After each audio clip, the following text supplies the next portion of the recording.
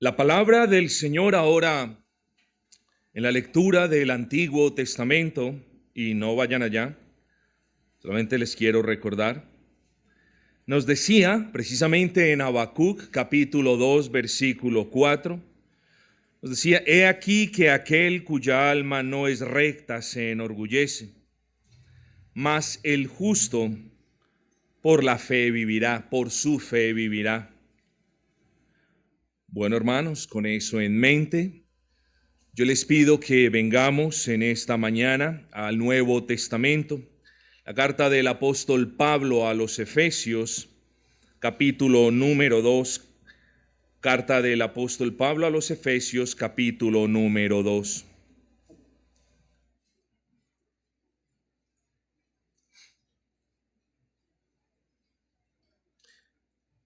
Y vamos a leer dos versículos. Miren la correlación entre la lectura primera y la segunda. Vamos a leer solo dos versículos. Versículo 8.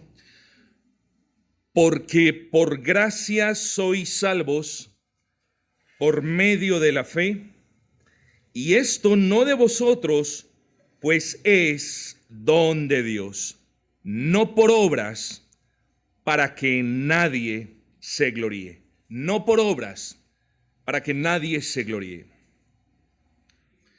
Queridos amigos, no hay duda alguna que este es uno de los versículos más dicientes de toda la bendita palabra de Dios en lo que respecta a la salvación de los pecadores. De este versículo podemos decir que exalta a Dios y humilla al hombre orgulloso que cree que puede tener paz con Dios, porque el hombre orgulloso quiere sus caminos, quiere sus métodos, quiere su manera, pero no quiere venir al Señor como Él ha demandado que vengamos a Él si queremos ser salvos. De este versículo también podemos decir que deja al hombre en una absoluta y total dependencia de que Dios lo salve. Pues bien, ¿vivimos en qué tipo de sociedad? Vivimos en una sociedad de mercado. Las fábricas hacen productos, ofrecen los productos y, bueno, apenas es natural, quienes tienen dinero y quieren comprar esos productos, pues van y lo compran. Si usted tiene dinero para comprar lo que necesita, pues simplemente lo compra. A eso se le llama poder adquisitivo. El poder adquisitivo es la capacidad que tiene una persona para adquirir, para comprar bienes y servicios. De hecho, si pensamos bien en el asunto, vivimos en una sociedad donde tristemente se puede comprar de todo. Claro, si quien quiere comprarlo tiene el poder adquisitivo. Escuchen esto. Lamentablemente, los pervertidos compran mujeres. Los que no pueden tener hijos compran niños. Los enfermos compran órganos. Los corruptos compran conciencias, jueces, magistrados y funcionarios, y así por el estilo. Así que estamos diciendo la verdad. Vivimos en un mundo, en una sociedad de consumo, donde cualquiera que tenga el poder adquisitivo puede comprar en realidad lo que se le antoje y lo que esté a la venta. Y si queremos ser honestos, son pocas cosas las que no están a la venta. Así que este mundo ha sido muy exitoso en facilitar la compra y la venta de todos y de casi todo. Casi todo en este mundo caído se puede comprar, vender, permutar, regalar o heredar. No obstante, estimado amigo, este mundo continúa siendo muy tonto. En especial las religiones del mundo, porque continúan creyendo que de alguna manera el hombre puede comprar la paz con Dios. Las religiones que no son las religiones reveladas, o que no es la religión en singular más bien revelada, persisten en venderle la idea a la humanidad de que pueden de alguna manera comprar o adquirir la salvación. En otras palabras, las religiones que se oponen al Dios de la Biblia persisten en promocionar la idea de que sí se puede ser salvo y de que sí se puede estar en paz con Dios por medio de algo que el hombre dé, por medio de algo que el hombre haga. Lo digo con respeto, como ustedes me son testigos cuando me refiero a otra religión. Por ejemplo, los amigos católicos romanos dicen, sí se puede tener paz con Dios, sí se puede tener salvación por medio de la fe, hasta ahí bien, pero también de las obras. Tienen que hacer obras de caridad, obras de misericordia. Y si ustedes hacen obras de misericordia y obras de caridad, entonces cuando Dios vea que ustedes las hacen, va a mirar su fe y les va a dar la salvación. Pero ¿qué de los testigos de Jehová? Ellos dicen fe y evangelismo, solo por mencionar algo. Y los testigos de Jehová muy a menudo arguyen que cuando Dios ve su fe, pero también que cuando usted sale a evangelizar, ahí Dios lo salva. Es decir, si usted no sale a evangelizar, no puede tener salvación según ellos. Entonces, volvemos al punto. Un poco de fe, pero usted tiene que hacer algo.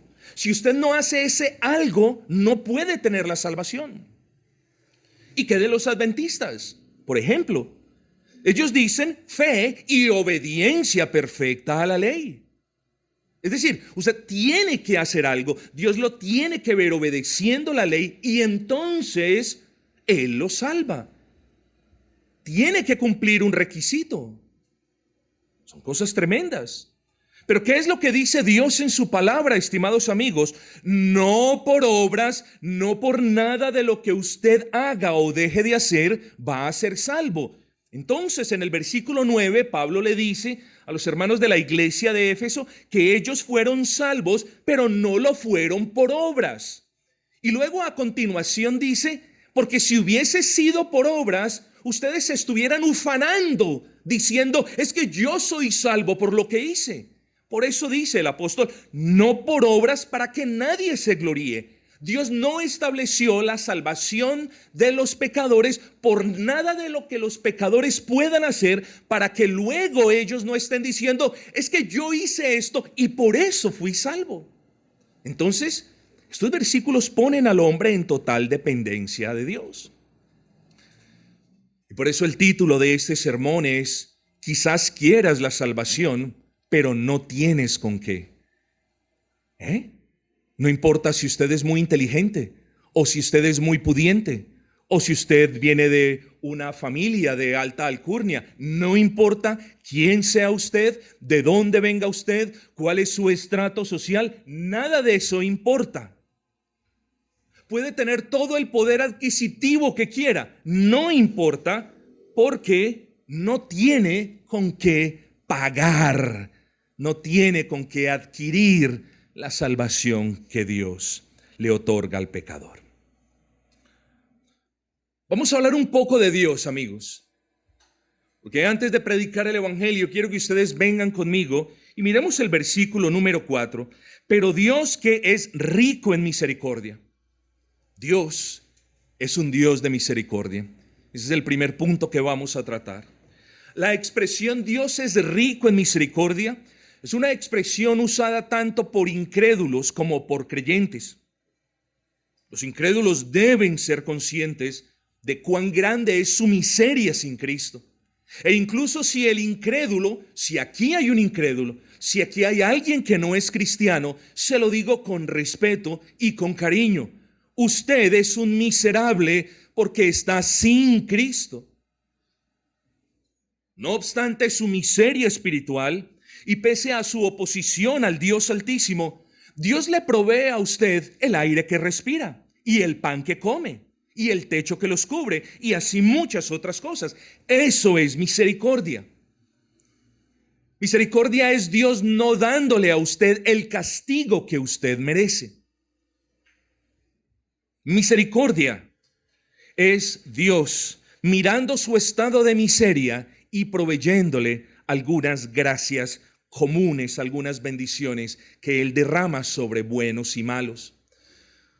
Así que aun si aquí hay alguien que no ha creído en Cristo, no vea esas misericordias generales como el hecho de que usted pueda tener una casa, como el hecho de que usted pueda alimentarse bien, como el hecho de que usted tenga a sus hijos bien. No vean esas misericordias generales, porque esas cosas Dios las da a todos, a los buenos, a los malos, a los pobres, a los ricos, a los gentiles, a los judíos, a todo el mundo.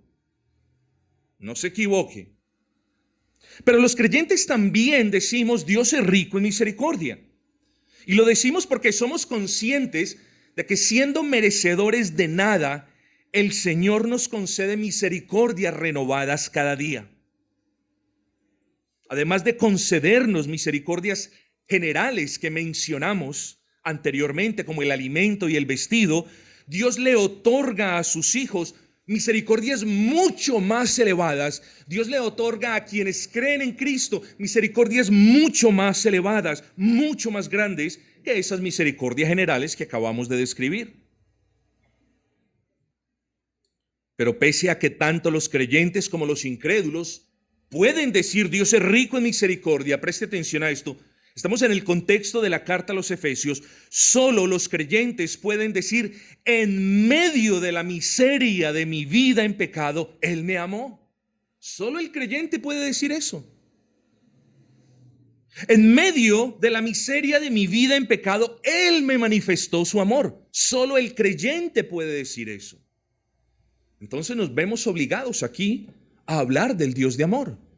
Volvamos a ver el versículo 4. Pero Dios, que es rico en misericordia, dice, por su gran amor. Amigos, ese amor de Dios del que habla Pablo es un acto de su voluntad por medio del cual Él decide hacer de un pecador el objeto de su infinito afecto y estima. ¿Entendió qué es eso? Cuando hablamos del amor de Dios, hablamos de esa gracia, de ese atributo por el cual Él decide, el amor es algo voluntario, Él decide hacer del pecador el objeto de su amor y particular estima. Así que el amor del que nos habla Pablo no es un sentimiento, amigos, sino una acción continua. No es un acto intermitente, sino eterno e infinito. No es una luz tenue, sino que el amor de Dios es la más poderosa de todas las antorchas de esperanza, mis amados hermanos. Y tanto John Gill como el puritano Matthew Henry hablan del amor de Dios como la fuente de todas las misericordias particulares y espirituales. Pablo efectivamente le dice a los efesios, ustedes recibieron vida a causa de o en virtud del amor con el que Dios decidió amarlos. No las obras, ni los rosarios, ni las penitencias, ni el evangelismo, ni venir a la iglesia, ni ofrendar en la iglesia, ni nada mueve a Dios para que salve a una persona. Y eso le debe quedar en claro a usted. Nada. Solo su amor soberano y poderoso, digámoslo así, si es que me puedo expresar de esa manera, solo su amor soberano y poderoso mueve a Dios a dar vida a aquellos que están muertos en sus delitos y pecados. Así que ahora tenemos que hablar de un Dios de vida, de un Dios que da vida. No solamente hablamos de un Dios misericordioso y de un Dios amoroso, sino de un Dios que da vida. Así que cuando vemos como una persona que antes aborrecía a Dios, que antes violaba la ley, que antes amaba el pecado, ahora lo vemos alabando a Dios y exaltando al Altísimo, nosotros decimos, ¿y qué fue lo que pasó? Bueno, el amor de Dios desemboca o termina en vida. Y por eso en el versículo 4 y 5 vemos al apóstol diciendo, porque por gracia sois, pero Dios, que es rico en misericordia por su gran amor con que nos amó, aun estando nosotros muertos en pecados, nos dio vida juntamente con Cristo. Preste atención a esto. a quienes Dios dio vida, no a los que estaban vivos, ni a los que se creen muy vivos, pensando que con obras pueden obtener la salvación. No, a ellos no. Dios le dio vida a los que estaban muertos, a los que estaban bien muertos en sus pecados. Puede que aquí hayan personas, ancianos, jóvenes, adultos, incluso niños, bien muertos en sus pecados. Y esto debe representar una luz de esperanza para usted, porque solamente Dios puede dar vida. Y cuando Dios da vida, lo hace por su mero amor y no por nada que nosotros hagamos. A los asesinos Dios les da vida. A los mentirosos Dios nos dio vida. A los adúlteros Dios les da vida. A los avaros Dios nos dio vida. A los idólatras Dios nos dio vida. A los fornicarios Dios nos dio vida. Y si usted es adúltero, avaro, fornicario, idólatra, mentiroso, si usted es eso, de nuevo le repito, hoy hay esperanza. Porque el evangelio del Señor Jesucristo se proclamará. Y porque si Él quiere usarlo para bien de su alma, entonces usted verá la vida. Y usted entonces sabrá qué es vivir. No confunda el hecho de que porque está vivo en su cuerpo, también está vivo en su alma. No es así. Si usted ama el pecado, usted está muerto. Si usted quiere hacer lo bueno, pero no lo puede hacer, usted está muerto. Si usted no puede dejar el alcoholismo, está muerto. Si usted no puede dejar de mentir, eso es señal de que usted está muerto. Pero qué bueno es Dios que hasta el día de hoy continúe impartiendo vida. Entonces, hermanos y amigos, me gozo en decir que hoy hay esperanza para ustedes, quienes aún están muertos en los pecados. No para los que se creen justos, ni para quienes creen que pueden ser salvos por obras, sino que hay esperanza para quienes, estando muertos en sus delitos y pecados, ahora quizás entienden por la gracia de Dios que nada pueden hacer para vivificar sus espíritus moribundos. Para ellos hay esperanza. Hoy hay esperanza para los pecadores. Y me atrevo a decir que hoy hay esperanza para todos aquellos que deseen vivir una nueva vida en Cristo. Así que tenemos que hablar de una nueva vida. Hemos hablado del Dios que es misericordioso. Hemos hablado de que Dios es amor y que ese amor lo movió a darle vida a aquellos que estaban muertos en sus delitos y pecados. Pero ¿cómo es la nueva vida de aquellos que estaban antes muertos en sus delitos y pecados? Bueno, es una nueva vida. Esa vida que Dios les da a los pecadores es una nueva vida que tiene unas características muy particulares. Por ejemplo, esa nueva vida que Dios le da a los pecadores arrepentidos, es una vida caracterizada por nuevas inclinaciones, por deseos de hacer lo bueno, y no lo bueno conforme a su estándar, sino lo bueno conforme al estándar de Dios. Ahora, todas aquellas personas en quienes Dios obra tienen inclinaciones a hacer lo que a Dios le agrada. Antes tenían las inclinaciones de hacer todo lo malo, de cometer el pecado, pero ahora tienen nuevos deseos también. Antes deseaban hacer todo lo que se oponía a la palabra de Dios. Toda fornicación, toda mentira, todo engaño, toda avaricia. Eso es lo que deseaban hacer. Ahora no. Cuando Dios obra vida en estas personas, ahora ellos desean agradar a Dios. Usted tiene que mirar eso, porque eso le dice si en realidad usted está muerto o si no lo está. Ahora, cuando Dios da vida, también Dios da poder, una voluntad con poder. Es decir, ahora la persona no solamente tiene el deseo de hacer lo bueno, sino que ahora tiene la facultad de hacer lo bueno.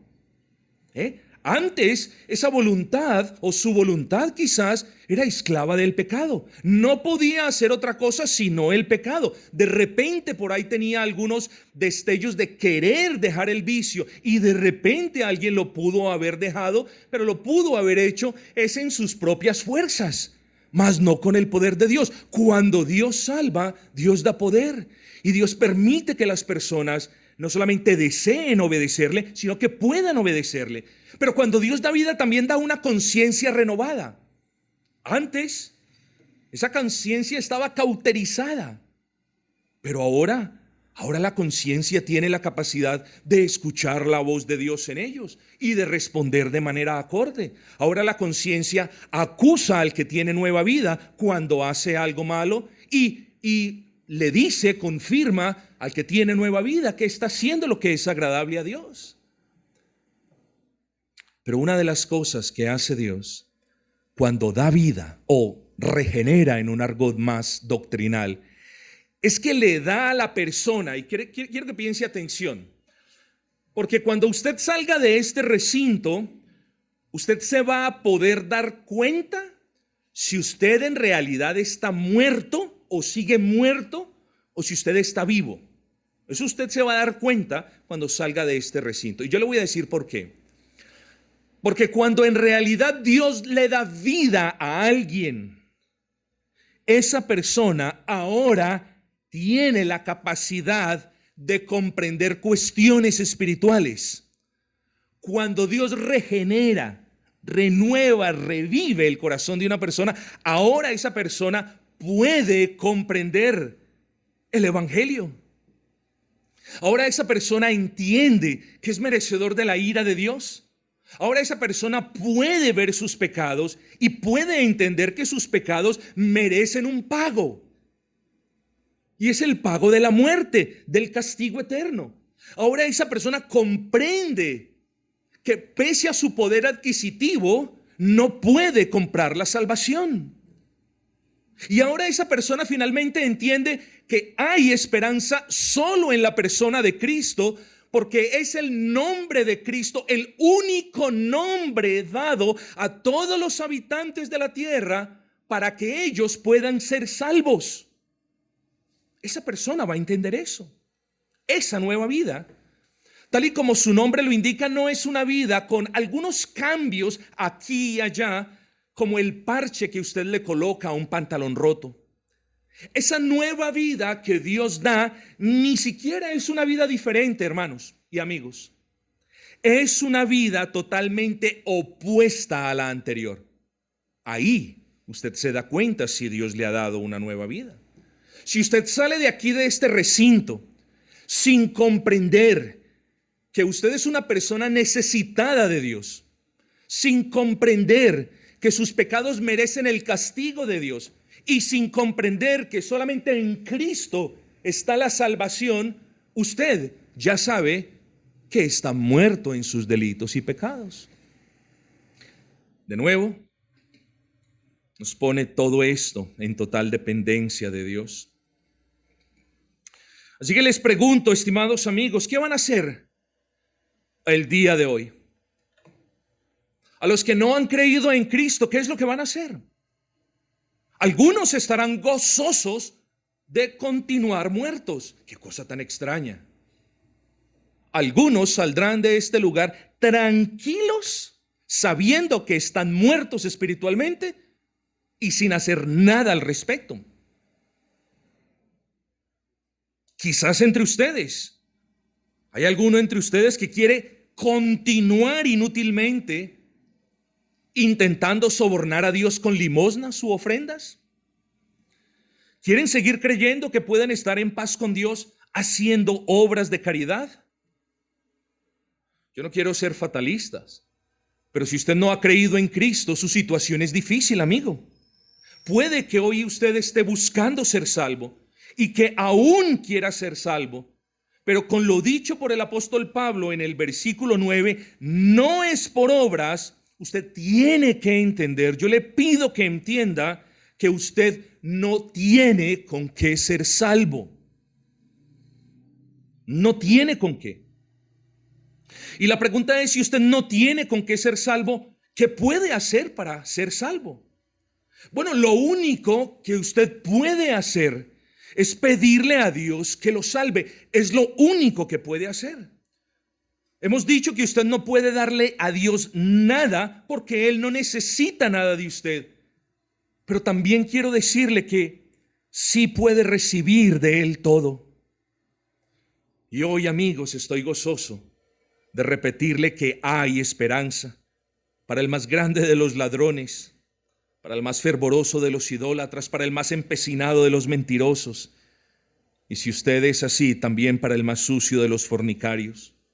Y hoy estoy gozoso porque se predicará el evangelio, y estoy gozoso porque hay hermanos en este lugar rogando que Dios extienda su poderoso brazo salvador. Y yo lo único que le digo a los niños, quizás a los ancianos, a los jóvenes y a los adultos que aún no han venido a Cristo, es que si Dios extiende ese brazo salvador para sacarlo del hueco donde está, hágase de ese brazo, amigo. Si Dios extiende ese brazo salvador, no estiría el suyo para darle nada, pues usted no tiene nada que darle y Él no necesita nada de usted. Si Dios muestra misericordia para usted en esta mañana, entonces haga esto. Lo siguiente no es una oración, son recomendaciones. Pero si usted en realidad desea tener paz con Dios, y de nuevo le hablo a los ancianos, a los jóvenes y a los niños, si usted sabe que está muerto en sus delitos y pecados, hombre, pídale a Dios que le dé vida. Pídale a Dios que le permita mirar lo oscuro de su alma. Y pídale a Dios que le permita comprender las barbaridades que van a acarrear luego su bendita ira. Pídale a Dios que le permita ver la miseria en la que se encuentra sin un Salvador y la desesperanza que le aguardará más adelante. Pídale a Dios que le sensibilice su corazón y que le permita sentir dolor por el pecado. No importa, de nuevo, cuán influyente, inteligente o poderoso sea usted, usted no tiene con qué obtener la salvación. De seguro le habrán hecho muchos favores y favores grandes, pero lo que usted necesita ahora es que Dios le haga el favor inmerecido de darle vida. Eso es lo que usted necesita. Si usted está consciente de que lo que merece es muerte, entonces cobre ánimo y venga delante del Señor y pídale que le haga el favor de darle vida y de darle la fe para creer en su Hijo y de darle el debido arrepentimiento para dejar la vida del pecado. Esto no como obra, sino como la muestra de una fe salvífica verdadera. Si usted es consciente, amigo, de que no puede heredar la salvación, es que yo soy cristiano porque mis padres fueron cristianos. Si usted es consciente de que no puede comprar la salvación, es que yo voy a la iglesia y ofrendo, entonces yo soy una persona salva. Y si usted es consciente de que no puede hacer mérito alguno por obtener esta bendita salvación, porque la palabra dice que sus mejores obras son como harapos de inmundicia para Dios. Si usted es consciente de estas cosas, humíllese delante del Señor y pídale a Él que lo salve, porque la palabra lo dice, no es por obras, sino por gracia. Versículo 5, porque por gracia sois salvos. Es decir, alguien es salvo solamente porque Dios le hace el favor de salvarlo, un favor que es inmerecido. Entonces, amigo, usted no puede hacer nada, absolutamente nada para ser salvo, excepto pedirle a Dios que le dé vida y que le dé fe para creer en su Hijo y arrepentimiento para venir a Él. Es lo único que puede hacer. Y lo único que puede hacer es rogarle al Dios Altísimo que no lo deje perecer en la dureza de su corazón, ni en el engaño de que puede tener paz con Dios por medio de algo que usted haga. Eso puede hacer si quiere hacerlo. Pero luego de las palabras que hemos considerado de manera sucinta, luego de estas palabras, amigos, Pablo le dice a los efesios algo de lo que ya hemos hablado, pero vamos a hablar un poquito más. Pablo le dice a los efesios algo que ha desanimado a millones y a millones de personas a lo largo de los siglos. Y de hecho Pablo dice a continuación, algo que ya hemos leído, Pablo dice algo que ha alejado a muchos del camino de la salvación. ¿Qué es eso que Pablo dice que ha alejado a millones de personas? Bueno, es algo que no muchas personas quieren oír. Noten esto, Pablo dice 4 cosas. Versículo 8. Porque por gracia sois salvos, ya lo vimos, por medio de la fe. ¿Fe en qué? Por gracia sois salvos, es decir, vosotros, niños, ancianos, personas adultas, podéis ser salvos, pero solamente recibiendo, no dando. Solamente si Dios os hace el favor, es decir, pidan el favor de Dios, que Dios lo concede a todo aquel que se humilla delante de Él. Pero esto no por nada de lo que ustedes hagan. Entonces, somos salvos por medio de la fe. ¿Fe en quién? Fe en la persona de Cristo. En la segunda persona de la Trinidad, que tomó forma de hombre y que nació sin pecado y que representa a todos aquellos que creen en Él delante de Dios. Fe en la persona de Cristo y en la vida de Cristo, que nunca cometió pecado y nunca cometió perversidad, y todas sus obras fueron obras de justicia, fueron obras en obediencia, fueron cumplimiento a la ley. La fe salvadora demanda que la persona crea en ese Cristo que es Dios perfecto y hombre perfecto. Demanda que crea en ese Cristo que descendió a este mundo a vivir la vida perfecta que ninguna persona puede vivir. Porque solamente aquellos que vivan de manera perfecta pueden obtener el favor de Dios. ¿Y quién de ustedes puede vivir de manera perfecta? Sabemos que nadie. Entonces, ¿cómo una persona puede ser salva? Poniendo sus afectos y su fe en aquel Dios que sí vivió de manera perfecta entre nosotros. Esa fe salvífica demanda que nosotros pongamos nuestra mirada en lo que ocurrió en el monte del Calvario. Porque allí en la cruz del Calvario, ese Dios perfecto y hombre perfecto derramó toda su sangre para cubrir la multitud de la culpa, de los pecados de aquellos que creen en Él. Así que no es por obras, ni por limosnas, ni por rosarios, ni por ir de rodillas, ni por hacer esto o aquello, ni siquiera por venir al templo. La salvación es por gracia y el medio es la fe. Fe en la persona de Cristo, en la vida de Cristo, en la muerte de Cristo, en lo que Cristo logró en la cruz del Calvario y en la resurrección de Cristo. Eso es lo primero que Pablo dice, y eso no le gusta a las personas. A las personas les gusta hacer algo, que ellos puedan ver que están haciendo algo, que ellos puedan ver que se les están sagrando las rodillas, que ellos puedan ver que están depositando un billete en el ofrendario, que ellos puedan ver que hacen, que no hacen, que van o que vienen. Eso le gusta a las personas. Por tanto, cuando la palabra de Dios dice, no es por nada de lo que ustedes hagan, sino que es por el favor de Dios.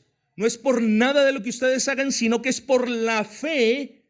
A las personas no les gusta. Y de hecho, menos les gusta que Pablo les diga, y la fe no la fabrican ustedes. Miren lo que dice el versículo 8. Porque por gracia sois salvos por medio de la fe, y esto no de vosotros. La fe es aquella obra de Dios en el corazón del hombre pecador por medio del cual Él los habilita para creer en Cristo, en el Cristo que ya hemos proclamado. Pero tercero, Pablo dice, la fe es un don de Dios. Eso tampoco le gusta a las personas. Las personas quieren fabricar fe, pero Pablo les dice, la fe es un don de Dios. Y si es un don de Dios, es decir, un regalo de Dios, entonces ¿usted qué necesita? Usted necesita pedirle a Dios que le conceda la fe para creer en Cristo y poder ser salvo. Usted no puede fabricar la fe, no la puede comprar, no la puede heredar, no la puede cambiar ni permutar. Se la debe pedir a Dios y Él la concederá. Por eso dice, es un don de Dios. Pero finalmente dice, no es por obras. Y esto no de vosotros, pues es don de Dios, no por obras, para que nadie se gloríe. Amigo, abandone todo intento, por favor, de buscar la salvación en las ofrendas, porque usted no puede sobornar a Dios. Abandone todo intento de buscar la salvación en la religión, porque la religión no salva. Abandone todo intento de buscar la paz con el Señor en los rezos, porque las repeticiones son abominación al Señor. Abandone todo intento de buscar salvación por méritos, porque lo único que el pecador merece es la ira de Dios a causa de su pecado. Pero sobre todo abandone todo intento orgulloso de buscar la salvación por obras, porque la palabra es clara, no es por obras. Entonces, puede que exista aquí una persona que quiera ser salva, pero ya entendió. Quizás, Señor, quiero ser salvo, pero no tengo con qué. Quiero estar en paz contigo, pero no tengo nada que darte. Quizás existe una persona que ya entendió estas cosas y que ya miró su pecado y que siente vergüenza ahora por su pecado. Quizás Dios ya pringó a alguien y ya redargulló a alguien de su pecado. Y ese es el evangelio que ahora predicamos, mis amados. No intente más por las obras, porque sus obras no son aceptas por estar manchadas del pecado, pero las de Cristo sí son, porque en Él no hubo pecado. Cristo no necesitaba ser salvo, pero adquirió los derechos para que otras personas, quizás usted, hoy pueda ser salvo. Y tenemos que poner los ojos en la persona de Cristo, en aquel que nació sin pecado, que vivió en obediencia y que halló aprobación del Padre. En ese Cristo que subió a la cruz del Calvario por los pecadores para ser castigado por Dios en lugar de quienes creen. Y ese castigo sirvió un propósito grandísimo, que fue aplacar la ira del Padre que sus pecados merecen, si es que usted cree. Y fue un castigo de 6 horas, en el que Él recibió todo el peso de la justicia de Dios comprimido en esas 6 horas. Todo el peso del infierno que sus pecados merecen, ahí lo llevó Cristo en la cruz del Calvario. Pero estas palabras solamente son relevantes para quienes pueden ver su pecado y su necesidad. Así que si usted hoy ve su pecado y hoy ve su necesidad, pero también entiende que Cristo llevó su pecado en la cruz del Calvario y que la ira de Dios vino sobre esos pecados en la cruz del Calvario y que entonces Cristo ya pagó por sus pecados, enhorabuena, amigo, porque usted es salvo. La salvación no se demora. Los que nos tardamos somos nosotros en arrepentirnos y venir creyendo en ese Cristo que murió por nosotros. Allí, en esa fría cruz, el Señor derramó toda su sangre para borrar, como decimos, la multitud de sus pecados. Y finalmente, Él murió para que todos aquellos que creen en Él tengan vida y vida en abundancia.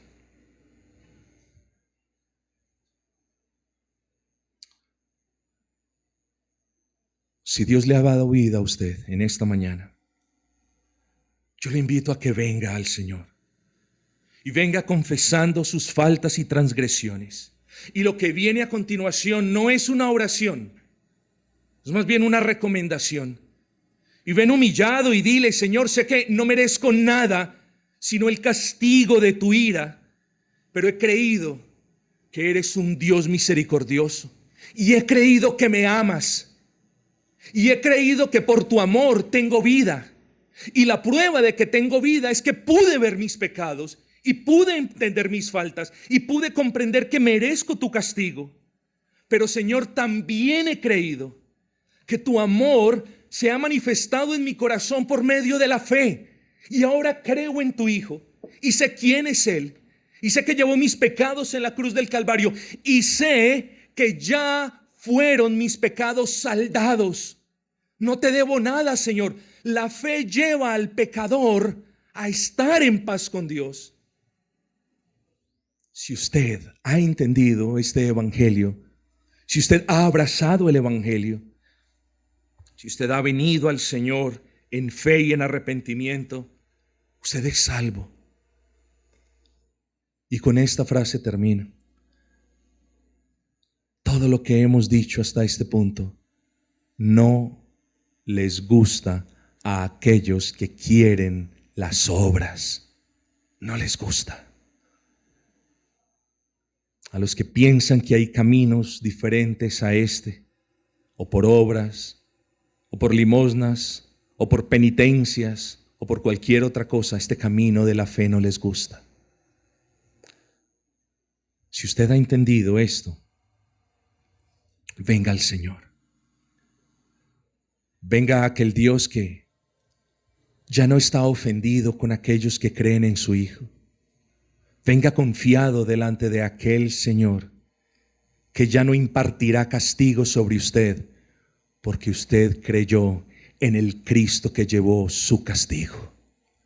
Venga y será salvo y tendrá nueva vida y nuevas inclinaciones y amará a Dios y caminará con Él y se deleitará en sus verdades y en el ser adoptados y deleitará de esa gracia que Él destila particularmente sobre sus hijos y tendrá una comunión estrecha con Él y podrá gozarse con Él y gozar de su herencia y del cielo que le aguarda, porque Cristo cuando resucitó abrió las puertas del cielo para que todos aquellos que muramos en Cristo también seamos levantados poderosamente en Él para vida eterna y gozo perpetuo. Bendito sea el nombre de Cristo y bendito sea su poderoso evangelio.